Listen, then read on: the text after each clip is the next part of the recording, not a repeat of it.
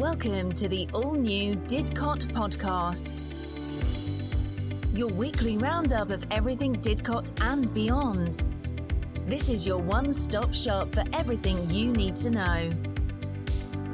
The Didcot podcast with Charlie and Giselle.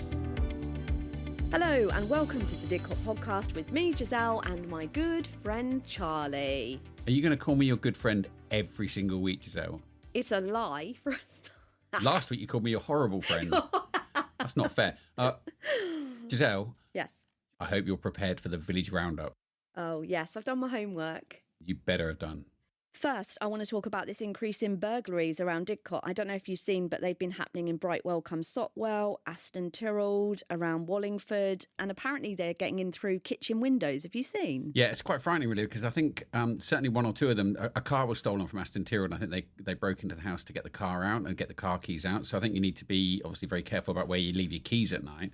But I just find the whole thing a bit disturbing, really, because it sounds like it's one gang of people doing it. I mean, it's suddenly started happening. They're very prolific because they're obviously going around all the local villages, scouring the place. So I think it's well worth. In fact, my next door neighbour's van was broken into the other night, and it's weird because he's very fastidious about locking his van. And sometimes he spends 5 minutes checking the doors, checking the windows, and stuff like that. He's very, very careful. Yeah. And 10:30 at night, a van pulls up, drills a hole in his door, takes all his tools. His alarm didn't go off. How would you not hear that? You can't surely get a silent drill. Even just in Wallingford, it seems like there's so many vans getting broken into. I noticed there was a march in London a couple of weeks ago from workmen who were losing tools from their vans. I know someone in Didcot that happened to. All the tools were taken from their van and it was thousands of pounds worth and they had to replace them themselves. It's got to be really awful to wake up in the morning and find out that the tools you use for your trade have been nicked by some scrote and being sold on eBay. Yeah. I guess you have to look at the wider reason of why this is happening, and that's because we don't have a great deal of police on the street. I saw a post on Facebook about that, actually, about where are bobbies on the beat these days. Do you remember, I remember being at school and we used to have this policeman and we used to laugh at him a little bit, but he used to ride past on his bike. You'd see him every day. Our local policeman, when I was growing up, was called Rubber Lips. Why? PC Mark Osborne. Why? Why do you think? It was a legend. He was an absolute legend. Anyone who's listening to this in Wallingford will know who Rubber Lips was. And he was actually, he was a really decent guy. But you knew that if you did something wrong, Rubber Lips would come after you. It doesn't make it sound I have to say, scary. There was a few times in my life when I saw Rubber Lips coming towards me, right, and I knew I was in real trouble. You pushed it too far. Pushed it too far. Oh, I wonder if he's still around. There was a lot of trouble during the sort of 80s. There was a lot of trouble in Wallingford. It was where they coined the term rural violence. And me and my mates, when we were at school, we used to climb up on the roofs of, you know, where KP and Costa and places like that are. Yeah. We used to go and climb up on the roofs there and watch the riots. Oh, really? Oh, my gosh. There's loads of trouble. It was just a load of pubs, people turning out from the pub and then having a big fight with the police or at the fair or something like that. Wallingford was really lively in those days. Not in a good way. I have seen quite a bit on Facebook as well about, youths, as they call them, hanging out in Didcot Town Centre, especially around Burger King and places like that, and people feeling intimidated. And if you had just one policeman or policewoman just walking around that area, surely people would feel safer. You can sleep easy tonight because Thames Valley Police know full well about antisocial behaviour around the Orchard Centre and on the Lady Grove, throwing stones at buildings and cars and stuff like that. And to stamp this out, they've gone really hardcore on the perpetrators of this crimes by issuing an alert. What's that exactly? An alert? It says a spokesperson for Thames Valley Police for Didcot and Wallingford said the neighbourhood police team will be patroulling during the...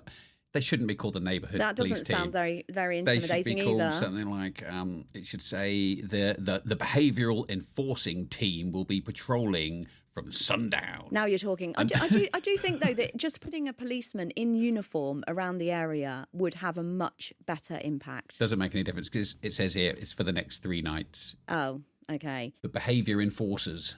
Yeah. Behavioural enforcers will be arriving in town on sundown. There is actually one interesting bit of information about this, Giselle, is that the police say if you have any images or footage of the suspects you wish to share to help us identify them, please call 101 or fill out an online web form. What do you think about this? It's almost like a trend now, like a vigilante trend or something, of having an image of a child or a teenager doing something wrong and it being uploaded onto social media.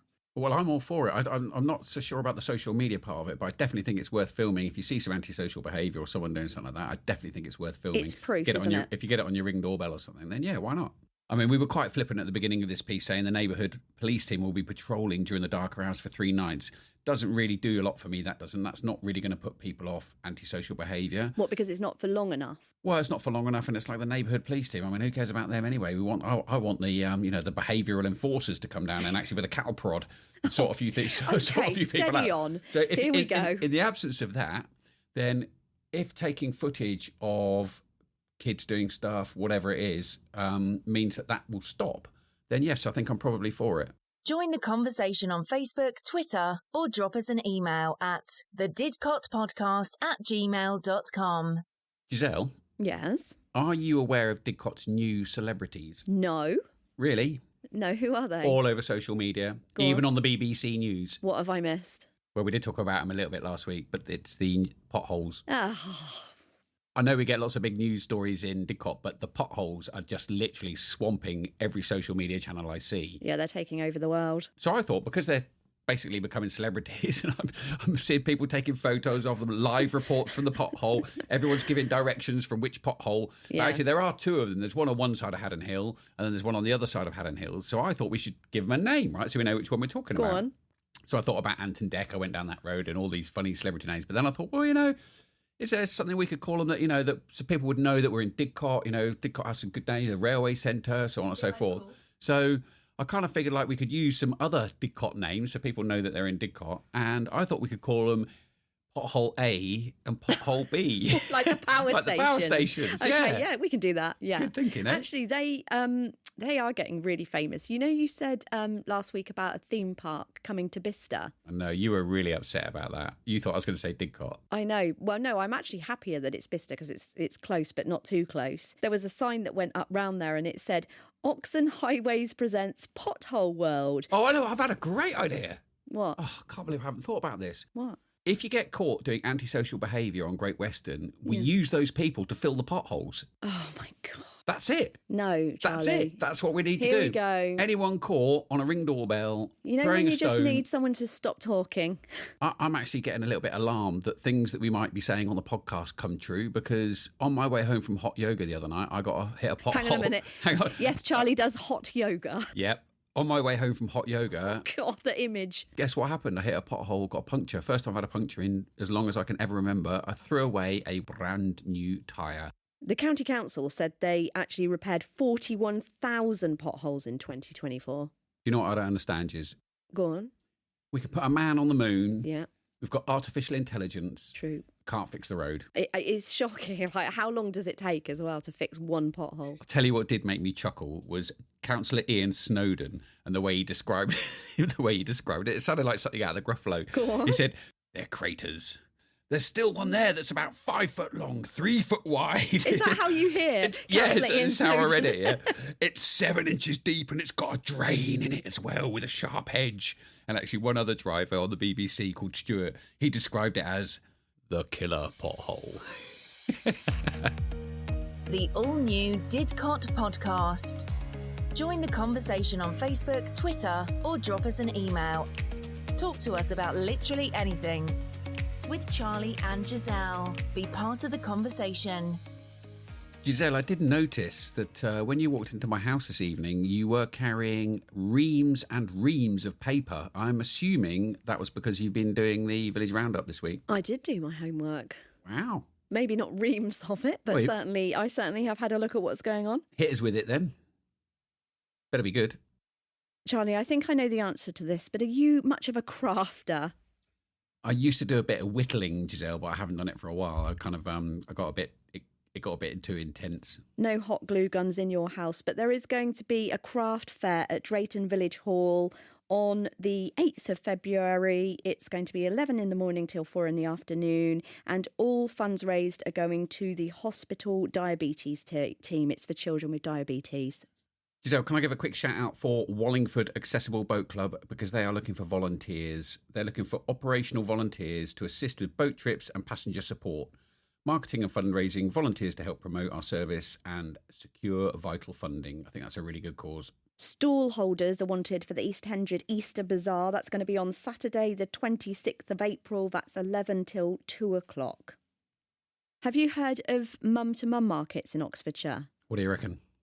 Oh, I'm going to guess you're a no on that. But they're brilliant. I went to one, I think it was at Steventon Village Hall, and they have loads of like children's clothes, really good condition, children's toys. Oh, some amazing ones at really, really good prices. They've got one happening in Didcot at Orius School. That's going to be Saturday, the 8th of March from 2 till 4.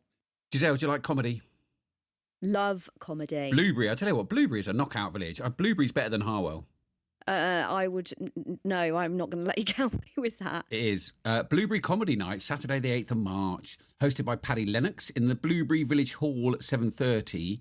Over 18s only. Alcohol and soft drinks available. Bring your own snacks. I reckon that'll be a right laugh. I'm actually going to go. Do you want to come with me? I love comedy nights. Anything that makes me laugh really perks me up. Should we buy tickets for that? Yeah, go for it. They are 18 quid. Bargain. Giselle? Charlie? Are you a member of Cholsey Horticultural Society? No, I'm not. Well, their annual general meeting is on Friday the 28th of February, and it's followed by a talk by Dr. Steve Head about practical wildlife gardening. All are welcome. You're welcome. That means you're all. You can go. Thanks. Actually, that brings me to Welford Park. Have you ever been there? No, where's that? It's out sort of Newbury, Wantagee kind of way, but they do snowdrop walks there. I go there every year with all my family. It is stunning. I've seen a couple of posts on Facebook, actually, people wanting to know where you can see snowdrops. So if anybody's got any ideas about good areas, I'll tell you where there is a good place up near Hayley in Wallingford, where there's like a whole wood that just fills with snowdrops and bluebells. It's lovely. I think snowdrops might actually be my favourite flower. They're just so pure and pretty. And when you see them at Welford, it's like you look out at the woods. It's probably the same as what you saw, but it looks like a covering of snow. A sea. Yeah, it's great. So let's turn it into competitive snowdrop areas. If anybody knows a really nice area to go and look at snowdrops and bluebells, let us know and we'll stick it on our group. In fact, if you've got any photos, upload them onto our Facebook page, the Didcot Podcast. I really like this little post on the Harwell Facebook page by a guy called Danny Young, who he's got into metal detecting with his son, and he's looking for areas where people would be happy for him and his son to go metal detecting, which I thought was quite sweet. That is actually a really nice thing to do with your kids. Like, I always used to think of it as a really square Derek Brown trousers kind of thing. What? But no, it's not. It's really fun. My dad, I don't know if you know, but he used to be a coin and antiquity dealer. So he did a lot of metal detecting and then went on to work with a lot of metal detectors. And I kid you not, as a result of his career, he once found a coin and it sold at London auctions for £42,000. Wow. But I'm really, really sorry, but I can trump your story. No, there's no way. You can't trump that. And it's not a competition. So it's not metal detecting, but this is a really cool story. And it was my granddad in the 1950s. He owned a farm in Moulsford. And one day, one of the people who worked on his farm ploughed up this funny looking, like a crescent-shaped piece of metal. Mm-hmm. Anyway, my granddad started cleaning up, realised it was gold, so took it into Reading Museum, and they dated it as 1,200 years before Christ. What? It's absolutely priceless, this thing. It's 3 strands of gold, plaited together into a big necklace. That's incredible. You've got to put a picture of that on our Facebook page. I will do, yeah. If you want to look it up, it's called the Moulsford Torc, and they spell Torc Torc. Hang on, so it's actually got its own name and everything. The nice thing about it is that you can actually still go and see it in Reading Museum because... I go there all the time. As the story goes, this thing was worth so much money. He wanted it to stay in the local area, but they had a Japanese museum who really wanted it and that would pay quite a lot of money. So my granddad took what Reading had offered him and he gave them the talk to Reading Museum. And then the money that the museum gave to him, he bought the people who worked on his farm, he bought their houses for them and told them that them and their wives could live there until they died. Oh, that's such a nice story. When I was growing up, when I was a kid, I always remember Mrs. Latham, who was the last survivor of all the people who worked on the farm, living in a house. That's an incredible story. Paid for by the Moulsford Torc. Wow. Join the conversation on Facebook, Twitter, or drop us an email at thedidcotpodcast@gmail.com. You must have been caught in the traffic going in and out of the Orchard Centre. Oh my gosh, it can be such a nightmare. It was a nightmare at Christmas, and I mean, at the moment, the worst thing is the traffic lights by Screwfix. That's brought the whole of Didcot to a standstill, but that's another story. Go on. Well, two Labour candidates for the upcoming Oxfordshire County Council elections want Hitchcock Way, which is obviously the road past the Orchard Centre. They want it made into 2 lanes, which actually, I mean, I really like the Orchard Centre. It works really well for me. I went in there the other day and the road getting to the Orchard Centre was horrendous. Yeah. But getting in and parked with loads of cars is really busy, but the car park functions really, really well. That would seem like a good thing to me. Yeah, I agree. Lots more good news where that came from. Well, hang on a minute. Lots more good news that there's going to be another massive road closure in Didcot so that they can widen that road. Woohoo! Speaking of road closures, I think they're going to start your favourite HIF1 project fairly soon, aren't they? They've just nominated a contractor, and I think they're going to start. I think the roadwork situation's going to get worse before it gets better. It's all been kicking off on Facebook about doctor's appointments. You know, we were talking about it last week because I had a real life experience where I could not get an appointment for my son. I've still got your rant ringing in my ears. Yeah, exactly. Well, a guy called Adrian put a post on one of the Facebook pages the other day. Apparently, I don't know whether he was exaggerating or was giving a realistic figure. It could be realistic. He said he called more than 150 times, finally got through to the doctor's surgery, and then he was told to book an appointment online, exactly the same thing that happened to me. The service said it was unavailable, same thing had happened to me. And then on that service, when it eventually was working, it said he had to speak to his GP.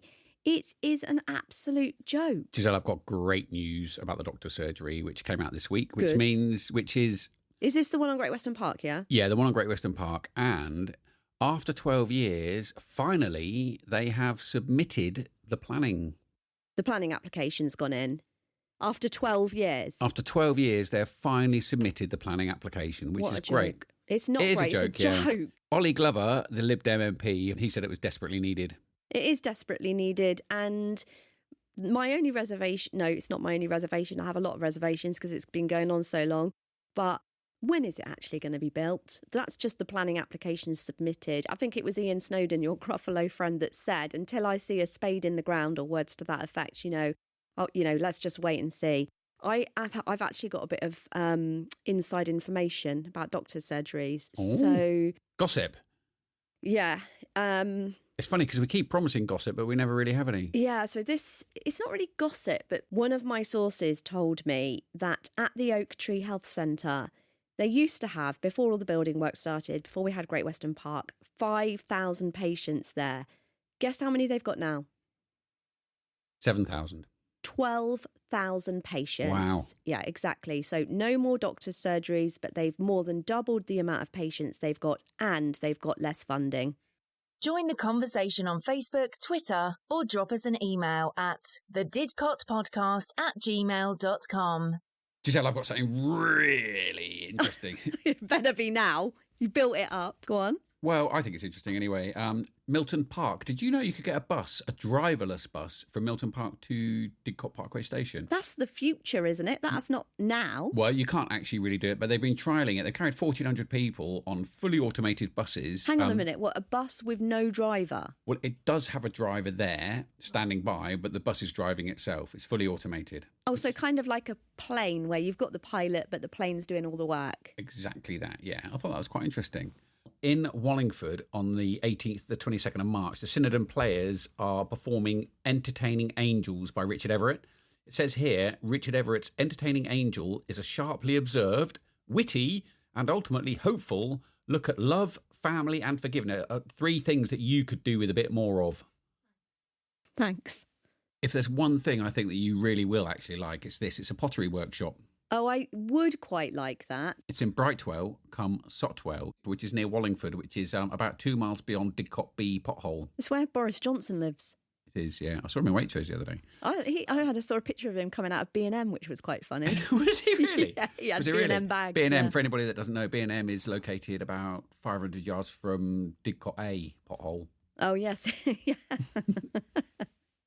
Okay, so the pottery workshop in Brightwell, come Sotwell, is pay-as-you-go studio and workshops, work independently at your own pace, paper out. So it's like a go-to workshop, do pottery.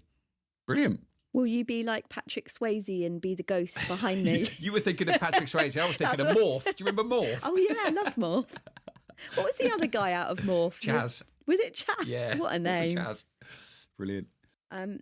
Did you know when I was a little girl, I was very good at gymnastics? I didn't know that, but I know your daughter is. Yeah, she's good at it as well now. And you can register for gymnastics and parkour, which looks really cool, at Moulsford Prep. They're going to be doing a session for 5 and 6-year-old boys and girls on Saturday, the 1st of March from 9:30 till 11. When I was at school, the biggest event that I remember was at Sports Day.